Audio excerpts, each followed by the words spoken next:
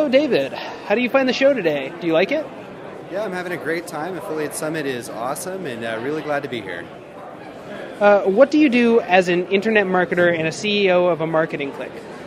So basically I manage our development teams and online marketing teams, and one of the things that we do is basically focus on helping our clients drive qualified traffic to their site and convert those visitors into paying customers.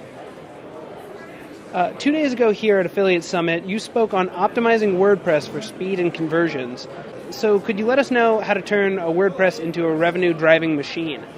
Sure. So the presentation that we gave on Sunday was really focused on making sure that WordPress runs very, very quickly.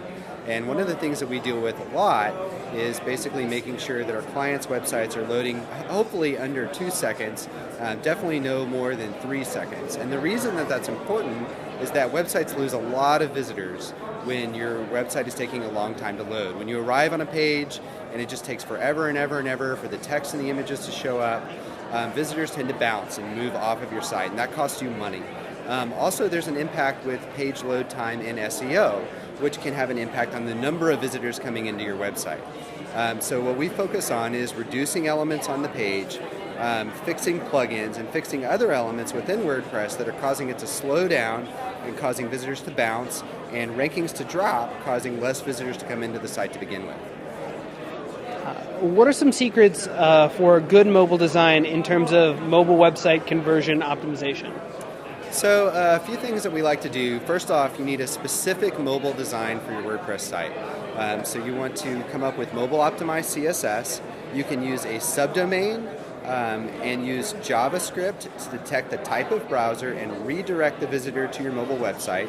You can also use something in CSS called media query and responsive design to detect the size of the browser and serve the design which is best fit for that browser size.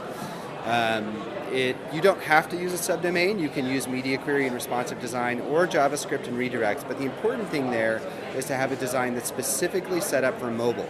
Additionally, some things that people tend to overlook, especially when dealing with forms and checkout processes, is you can optimize form fields for specific types of keyboards within mobile devices. So there are different tags, basically like title fields, where it'll capitalize every word that you type in the field, and that saves the visitor time. Email fields, which have the @ symbol on the keyboard, again, saving the visitor time when entering content and making purchases on your website. We'd like to ask you a few questions looking at your outlook for some issues in digital marketing. First of all, what new opportunities are appearing in the affiliate marketing industry? Well, I mean, obviously the main thing we're looking at these days is mobile, and affiliate marketers are just now getting their arms around mobile. Most websites don't have a mobile optimized experience, and so really understanding how your visitors are coming into your site, interacting with your content, and ultimately purchasing an offer is a totally different exercise when dealing with mobile. So I think that's really going to be the next evolution in how affiliate marketers manage their offers and manage how they're communicating with their visitors to get them to act. You have a lot less real estate, a lot less opportunity to get content across to the visitor. And so what we've seen in our business is affiliate marketers and publishers really focusing on that experience, mobile optimizing their videos, optimizing their images, and trying to come to terms with how to deal with content in the limited use of space within mobile. Do you think social networks will become the main brand of communication channel for large companies? I think for the most part it has. Certainly telephone and email is still a huge part in how companies communicate with their customers. But in terms of engaging with customers and getting feedback, I feel that social media is really the main driver for that.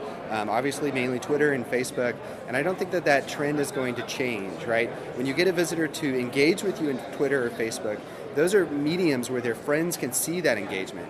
And when that engagement is positive, it acts as a recommendation. And I think that companies see value in that, and I think that that's not going anywhere anytime soon. What advertising opportunities will the ongoing app revolution in mobile create for marketers? I think the main revolution is going to be geolocation. I think the one thing that advertisers tend to maybe not overlook but not take advantage of is the fact that on a lot of mobile platforms you know exactly where the visitor is. And with brick and mortar sports stores, especially local businesses, that's extremely valuable information. And getting them targeted advertising in those specific locations is something that I think is going to help revolutionize the way that marketers think of advertising. Will local and personal search level SEO efforts by leaving no chance to see and measure results, and in effect kill the SEO industry? So that's an interesting challenge, and anyone doing SEO for local businesses knows that it's very difficult to get results.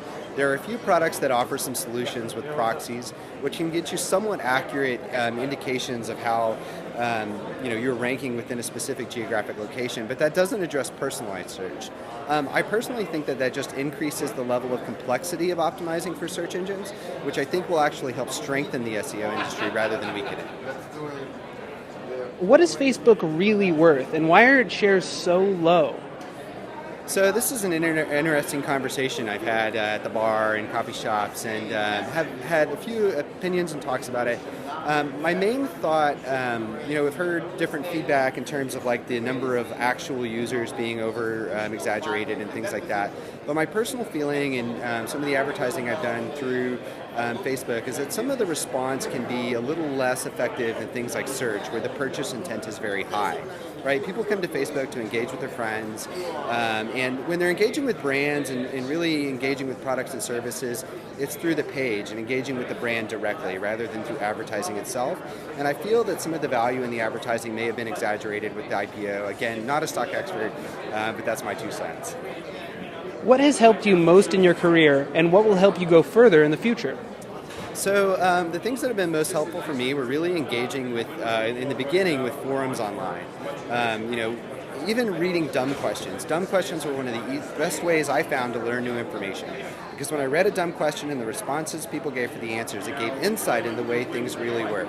Now with the evolution of social media like Twitter and Facebook, we're seeing these like micro conversations where you can also learn and get links to resources and articles. But read was the thing that helped me most.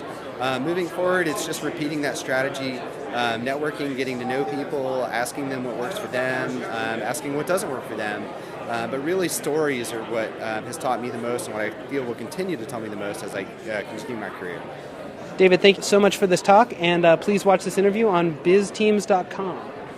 Awesome. Thanks, Nolan.